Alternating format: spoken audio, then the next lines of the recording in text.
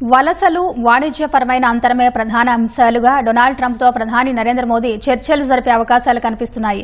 టారిఫ్ల పెంపు అస్త్రంతో కెనడా, మెక్సికోలను దారికి తెచ్చుకున్న ట్రంప్ భారత్ విషయంలో ఎలాంటి వైఖరి అనుసరిస్తారనే అంశం ఇప్పుడు చర్చనీయాంశమవుతోంది. ట్రంప్ను చల్లబరిచేందుకు ఇప్పటికే అమెరికా నుంచి దిగుమతి చేసుకునే కొన్ని వస్తువులపై సుంకాలు తగ్గించిన మోదీ వలస అంశంలో పట్టువిడుపులు ప్రదర్శిస్తారనే అంచనాలు వెలువడుతున్నాయి.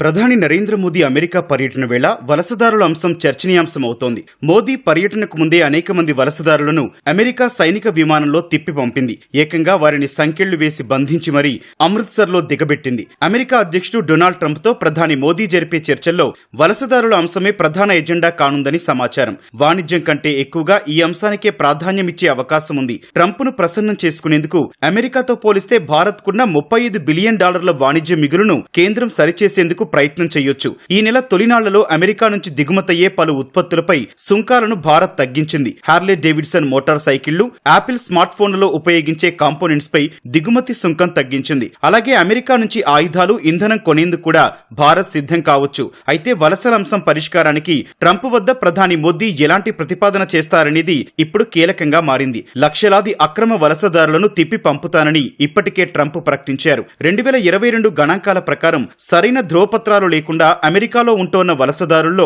3వ స్థానంలో భారతీయులున్నారు. అమెరికాకు చెందిన ప్యూ రీసెర్చ్ సెంటర్ ప్రకారం మెక్సికో, ఎల్ సాల్వడార్ ప్రజలు మొదటి 2 స్థానాల్లో ఉన్నారు. ఇదే సమయంలో అత్యధిక సంఖ్యలో నైపుణ్యం ఉన్న వారిని లీగల్ గా అమెరికాకు పంపుతోన్న దేశాల్లో భారత్ కూడా ఒకటి. H-1B వీసాల ద్వారా అమెరికా వెళ్లే వారిలో భారతీయుల సంఖ్య 72% ఉంది.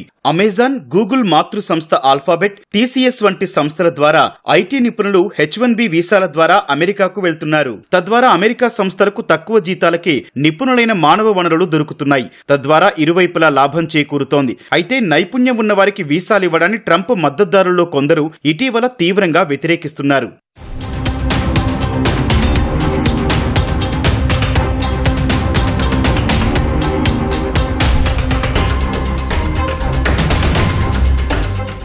డొనాల్డ్ ట్రంప్తో జరిపే చర్చల్లో వలసల అంశంపై ప్రధాని మోదీ కొన్ని ప్రతిపాదనలు చేసే అవకాశం ఉందని ప్రచారం జరుగుతోంది. అక్రమ వలసదారులను తిరిగి భారత్కు తీసుకొచ్చేందుకు మోదీ అంగీకరించవచ్చని తెలుస్తోంది. బదులుగా భారతీయ నిపుణులకు H-1B వీసాల జారీని వేగవంతం చేయాలని పట్టుబట్టే అవకాశం ఉందని సమాచారం. అయితే ఇటీవల కొందరు భారతీయ వలసదారులను సంకెళ్లు వేసి పంపడం భారత్ అమెరికా సంబంధాల్లో దురదృష్టకర ఘటనగా చెప్పవచ్చు.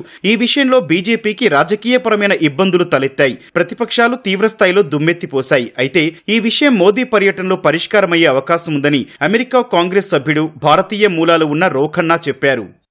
Well, I'm sure immigration will be discussed.